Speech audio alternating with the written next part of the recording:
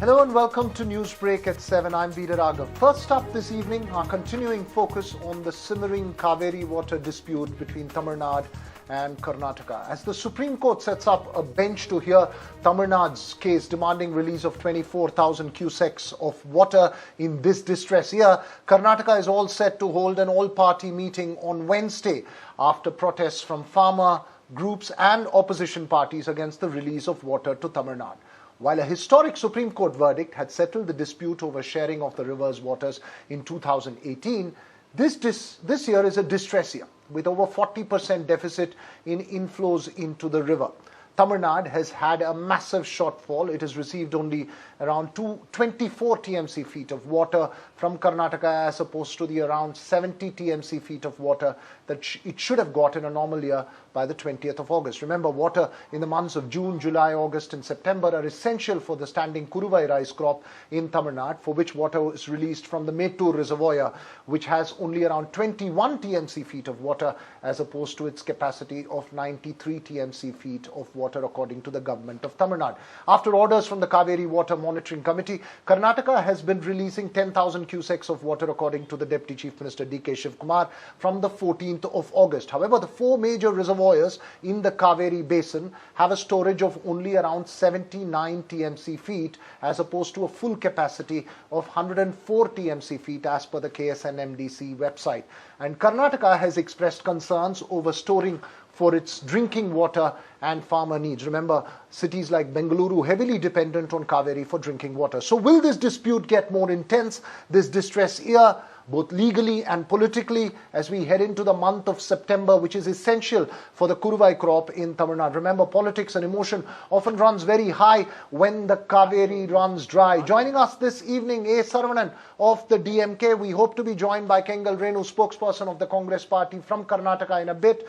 We also have Bhaskar Rao of the BJP in Karnataka. First to you, Mr. Rao, there is a mechanism for deciding the sharing of water in a distress year. Given all that, why does political protests have to dominate the conversation as far as Cauvery is concerned? Will politics and emotion be kept aside while deciding on the sharing of waters in a distress year between Tamil Nadu and Karnataka? My first question to you, sir. Yeah. Now, cutting aside all the history behind the entire dispute, now bringing it closest to the point is that Karnataka is supposed to give 177.25 TMC of water to Tamil Nadu over a period of 12 months, that is the water year starting from June and up till May 2023. So the Supreme Court and the tribunals have opined, debated, and many sittings have taken place.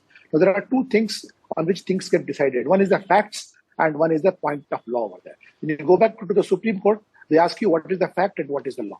Now, water is such a subject which is subject to a lot of emotions also over there. And all along, water has always been released in a normal year whenever enough water has been there. And Karnataka's agreement or the orders issued earlier, which is about more than 1.5 centuries ago, has always been against the interest of the state because it was always considered to be a vassal state over there. It's only now after the Cauvery Water Management Authority has come around over there that after careful calculation it has come there. Now, water has to be released both equitably for both Karnataka as well as Tamil Nadu. Tamil Nadu has some inherent advantages compared to Karnataka. Tamil Nadu enjoys two rainfall, both the southwest rainfall and northeast rainfall also. And the water that has been released, it has also a very excellent canal system and it's making good use of the water. Now, continuously pressurizing the state, when the state, upper riparian state doesn't have water over there, what kind of a sense does it make? Should we sacrifice the interest of our own farmers and start giving water over there? That is where the emotion behind water comes over there. The Deputy Chief Minister may have emotionally, without regard for any kind of... Let me take that point. Let me take that important point that you make there across to A. Saravanan of the DMK, who's joining us from Chennai. Before I go to Kengal Renu, his political ally, but divided over this water dispute between Tamil Nadu and Karnataka. Saravanan, given that it's a distress year, should Tamil Nadu be making concessions? What's your response to what Mr. Bhaskar Rao has said? See, this issue has been settled. Whatever maybe the situation This is the amount of water that has to be released by the Karnataka government. Has been settled by the Supreme Court. And now the authority, the Water Management Authority, has directed the Karnataka government to release the water that is due for us. I don't know why the BJP should play politics in that. And we have not got our due share. We wanted 15,000, I think it was 15,000 cusecs, and they have only released, the Karnataka Chief Minister has agreed to release only 10,000 cusecs. And that is why we have approached the Supreme Court. Sir, now, you look at the ground reality and then take a decision. Sir, the concern is about the 24,000 cusecs going forward. Yeah, see, the issue is this. The concern is about what happens in the month of September, sir. That's the real concern. See, that's what I'm saying. All these issues should not be re-agitated again and again. That is why the quantum is fixed after a prolonged legal battle. 10 years we have been fighting. What should be released in September? What should be released in June? What should happen in a drought year? What should happen in a surplus year? Now the BJP is playing politics. Who is this gentleman, Mr. Rajiv Chandrasekhar? What business has he got to do with to speak in the Karnataka issue? Is he not a union minister? Is he not supposed to maintain neutrality between two states? Who is he? Who is he? He is from Karnataka and he speaks on behalf of Karnataka. Wow. Where is the situation? Where is the place of Tamil Nadu in the federal polity? Who is he? How can he side up with one state? Is this not blatant? Let me get Mr. Kengal Renu in, your political ally, Saravanan. Let me get Mr. Kengal Renu in, your political ally. Will political alliance supersede this conversation? How do you plan to sort this issue between these two states in a distress here, Mr. Kengal Renu? Your response. Thank you for having me on the show to begin with. This is an old problem, and every year when there is a drought situation, this Cauvery issue crops up. The Supreme Court had in its decision some time ago wanted to come up with a distress formula. That formula has been given to some extent. The real problem lies in the fact that none of us know when there is going to be a drought, when the rains are going to come. Nobody can predict this. So it becomes an unpredictable issue. As far as we, the Congress party, are concerned, we are having an all-party meeting where even the BJP is going to be part and parcel of this meeting. And the BJP knows very well, so does the NDTV, the DMK Tamil Nadu know that the party, Karnataka, has always had an excellent relationship with the Tamil Nadu government. It is not that we are against the Tamil Nadu people or they are against the Karnataka people. The real problem lies in none of us actually know the quantum of inflow because the rains have failed. None of us know what to store. So the final issue will come down to, do we give for water or do we keep storage for drinking? And this is an issue that Mr. Narendra Modi's government was totally aware of it. The Prime Minister has not even called for one meeting of all the parties concerned. When Dr. Manmohan Singh was Prime Minister, he had invited everybody and tried to find a solution. Instead of politicizing the issue, BJP, on the other hand, who have lost the elections here, should realize that they have done nothing. When they were in power, they should have addressed this. Why put the blame on somebody else? This problem has always been addressed. Instead of trying to Mr. Bhaskar Rao, your response, find a solution at this point. And I would like to finally add. Find a solution. Are you saying that the Congress is open to releasing water, Mr. Kengal Renu? Can the Congress openly go down and say that it is open to releasing water despite... Depending on what the tribunal has said. We have never said no. But if there is no inflow and there is a problem for drinking water, that's the time when we talk to the Tamil Nadu government. It's not that we don't want to talk to them. It's not that we don't want to... Mr. Saravanan, can we keep politics out of this completely and have a sensible conversation between Karnataka and Tamil Nadu, your political allies after all? Absolutely. No, we are having... This has happened earlier. Ultimately, please this has happened earlier. When our great leader, Dr. Kalaignar, was there, the Chief Minister, I think in 2007 or 2008, we spoke with Mr. Veerappa Moily and we were able to sort the issue out. we will be able to do that. But look at the BJP. The problem here is the BJP. They are like the sore losers. They are not able to take the... Why are you helplessly throwing your hands up over there? You find a solution. We cannot sacrifice the interest of our farmers over there. It is you and who are muddying the water. When the agreement itself is very, very clear. Let us have a gentlemanly argument over there and find out. It is not the farmers politics aside. It is the BJP for the sake of farmers. See, all that we are saying is that the drinking water interest is paramount. That has to be taken care of, number one. Supreme Court will decide. Supreme Court has already decided. Why are you politicizing it? That is the question. Last year when 668 TMC of water went inside Tamil Nadu, all the water went into the ocean over there. You are not able to reconcile to the fact that you have lost the elections in Karnataka. Hang on, Saravanan. That is why you are doing this. Saravanan, I think the same point Mr. Bhaskar Rao, Saravanan, the same point Mr. Bhaskar Rao is making is also the point Mr. Kengal Renu is making. Please ask the DMK spokesman, does he want to talk about Karnataka elections or Cauvery issue? Let him be very clear about it. He is sidetracking the issue and he's not coming to the main point. You talk about Cauvery like the way Mr. Kengal is talking. This issue, Veer Raghav, I'll speak just let us talk about Cauvery, just give me 10 seconds. The elections in Karnataka. BJP, that's what. Just See, give the me issue could be sorted out. The issue could be sorted out when, sir, just a moment, sir. The issue could be sorted out. That's what I told you what had happened earlier. We are both allies. We could sort this issue out. But who's muddying the waters here? Who's politicizing? Every single statement, every single thing that is done by the Karnataka government. You look at the storage in Karnataka. You look at the inflow in Karnataka. The Supreme Court has been very, very clear. And it is not that anything is being hidden by Karnataka. Let's leave the political there is a CWC over there. This political fight. I'm in the last authority. Sorry, I'm in the last it is 2 minutes absolutely of clear. Conversation. Absolutely clear over there. The last 2 minutes of the conversation. This is a distress here. Can I have an assurance from all three of you? One represents the central government, one the party in power in Tamil Nadu, and one the party in power in Karnataka. Can I have an assurance from all three of you that there will be a sensible you have a look at the reality of the situation. In a distress here, last year, without emotion or politics. Mr. Raghavan, last year 668 TMC of water went through. They could have stored water. And knowing that they are a lower riparian state, they can have better facilities to store water. In fact, they have got a very good canal system. Tamil Nadu has got a very good canal system. They can have a better storage system also. And underground water has not been explored.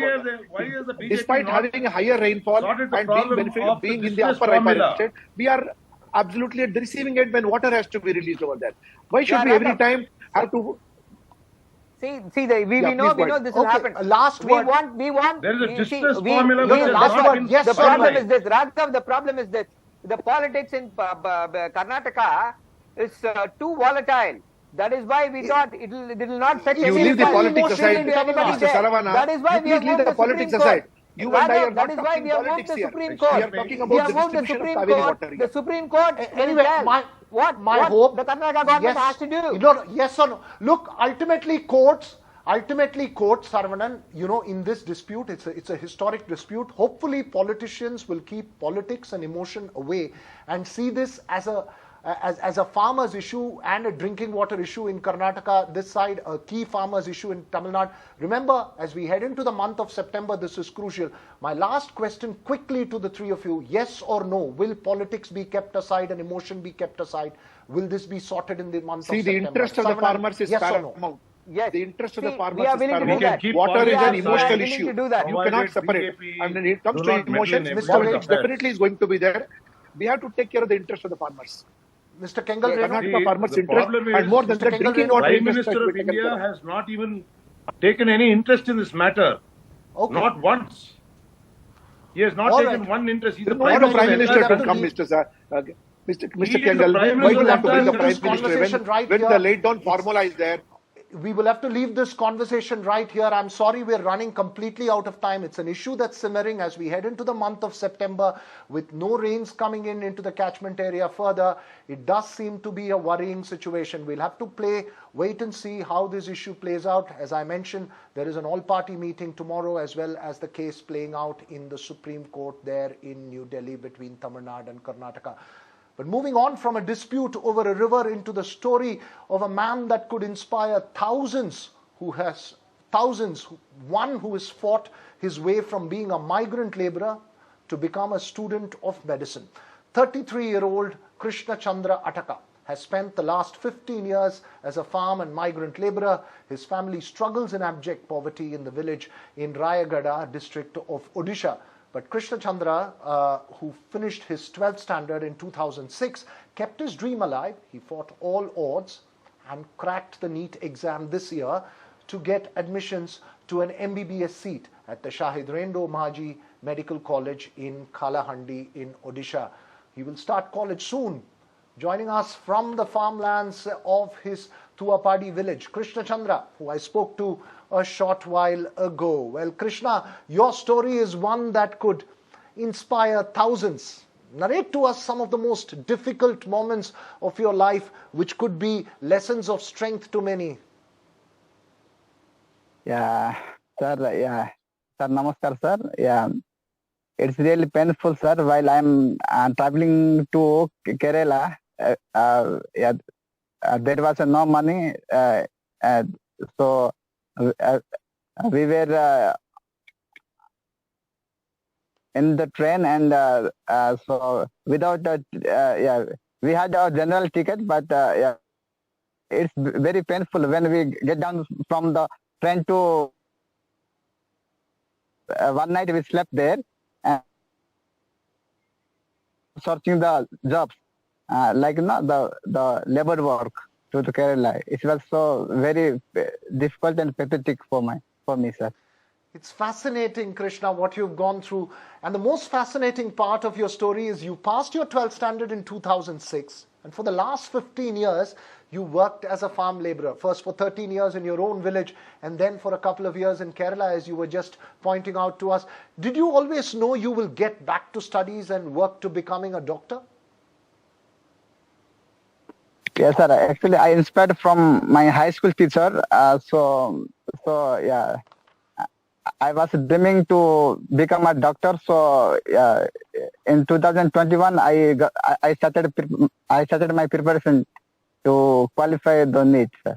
Well, you remember you were inspired by your high school teacher. How did you keep yourself motivated through those 15 long years, Krishna?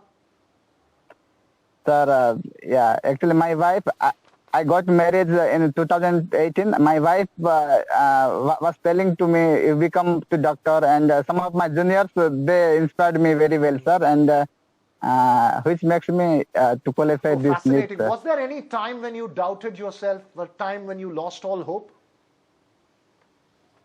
Yeah, was difficult and very much doubtful, sir, because in our family there was no food for eating, and so I was in Kerala and for earning and returning back home, and again planning to get qualified NEET is very difficult.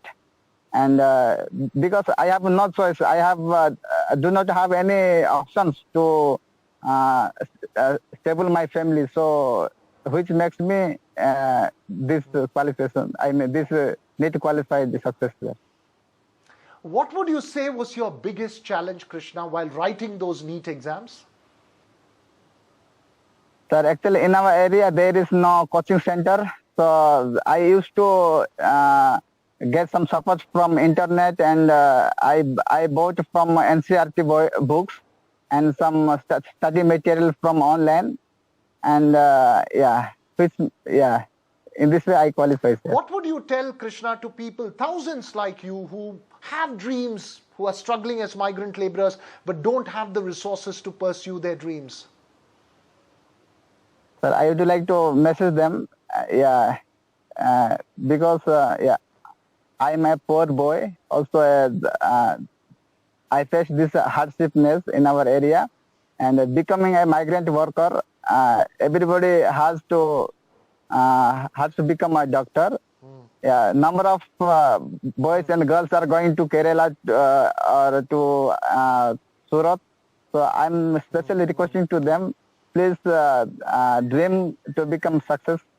Maybe it would be a message for them, sir. What a fascinating message. You want them to hold on to their dreams no matter what. Huh? Yes, sir. Thank you, sir. You want them to hold on. And what is your dream after you become a doctor, Krishna? What specialization? Have you thought of all those? Yeah, sir. After completion of my MBBS, I will take general medicine because here in our area there is no doctors and there is no health facilities. So I'm thinking to have this general medicine would be good for our people to our area, sir. Is there one moment, and I'm asking you this again, Krishna, is there one moment in your life which you can recall or recollect and share with us now when you lost all hope? Yeah, after my 12 completion, I returned back to home. In family there was no money, so father told me, you just stop your study and going higher study. So I depressed and I worked in my village for money. I had to go. Brilliant, Krishna. When will you start your course, your medicine course? Sir, next September, first week of September, sir. Are you nervous? Yeah, a bit nervous, sir, because since a long time there was no study, all these things, no, sir. So yeah, a bit nervous, but also it is excitement to attend the course completion, sir. Well, I don't think you need to be nervous. Thank you, Krishna. Maybe one day I will come and get myself treated by you in Odisha. Thank you, sir. Thank you, sir. Well, fascinating, Krishna. We hope your story inspires thousands, millions around the world and around the country. A story of sheer grit and determination, not letting go of your dreams. From that inspirational story of Krishna Chandra, now to the inspirational and young chess master, Pragnananda, who has made history by becoming the third youngest player to qualify for the candidates tournament after defeating world number 3 and Italian-American chess grandmaster Fabiano Caruana. He's the first Indian after the legendary Vishwanathan Anand to reach the World Cup final after the knockout format was introduced. NDTV Sam Daniel caught up with Vishwanathan Anand himself in Chennai. Pragnananda, second Indian, only next after you to be part of this World Cup final, and the third youngest player in the world to be playing in this. How do you look at that? It's a fantastic achievement, and that Pragnananda has made it there in a tournament where so many Indians were doing very well, but he's the one who hung in there. He beat Nakamura, one of the favourites at the tournament. He beat Caruana yesterday, again one of the favourites, and he's now going to play Magnus Carlsen. So it's just like people are getting very, very excited. Imagine, can he do it a third time against a huge favourite? Of course, Magnus Carlsen is probably the most difficult of all. It'll be a big test for him. First of all, I expect that Pragnananda will be tested in the opening heavily. Fabiano was already putting a lot of pressure there, Caruana. And today Magnus will aim because that's one area where he's much stronger than Pragnananda. But Pragnananda has been flexible, adaptive, he's coping with all the problems, tenacious. So it's going to be dramatic. Pragnananda in the past has defeated Magnus Carlsen. What kind of a strategy do you think today it's going to be? Well, first of all, Magnus has also defeated things. So they both, I think, know each other quite well, and they've interacted in tournaments in Norway and in clubs and so on. But they were in the same team in the Global Chess League, for instance. But look, Magnus really wants this title. He gave up the World Championship a couple of years ago, last year. But he is participating in the World Cup, which is actually 2 stages below the World Championship. But he has never won a knockout tournament. He's never won this kind of World Cup. So he's competing here, and he's been competing multiple years, trying to win this thing because it's missing in his thing. So he's as motivated as anyone. He's trying to do this for the first time. So in a funny way, Magnus and Prag are trying to win this competition for the first time, and that's what makes it exciting. Well, remember, Vishwanathan Anand made chess a household name in India, and Chennai is, of course, the chess capital. Prag, as Vishy says, has a match cut out for him. Sam Daniel was at a chess academy in Chennai, and he caught up with some young chess enthusiasts. We come to you from the Sumadhi Chess Academy in Chennai, where More than a dozen children are playing chess, and they're also very closely following the match between Pragnananda and Carlsen for the World Cup chess. And in fact, there are dozens of chess academies like this across Chennai, where hundreds of children learn to play and practice chess every day. And with me, Togai Sri and Guru Haran, thank you very much for your time. Very important match. Who are you rooting for? Pragnananda, sir. Because? Because he's playing for Chennai, an Indian player, so young talented boy. That's Do you follow his strategy, his style? yes, sir. What's that you like about him? I like his middle game and end game strategy. Who are you rooting for? Of course, Pragnananda, sir. He's our Indian. He's a young, talented boy. He has patience, many patience. He's my inspiration also. How important is this for India? Yes, sir. Carlsen has become a continuously 10 times world champion. Now, if Pragnananda wins, he can become a new grandmaster. I mean, Champion, world champion. world champion. World chess champion. Yes, Okay. it's a good chance for our India. Good. Let's also speak to these little children here. What's your name? Suhitan, And who do you think will win? Pragnananda, Are you rooting for him? yes, Because? he's Chennai player, And who are you rooting for? cardless man, Carlsen? yes, Why? because he's the world chess champion. Why do you like chess? We like chess for play, for interesting, It's very interesting. yes, Okay. உங்களுக்கு chess ரொம்ப பிடிக்குமா? Do you like chess very much? yes, Okay. Who should win? Pragnananda, Pragnananda? Who's your favorite?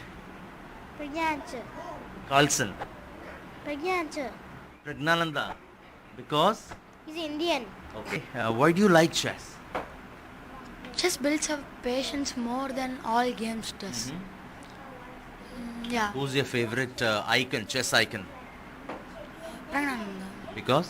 Because he's an Indian player and he's in the 29th position.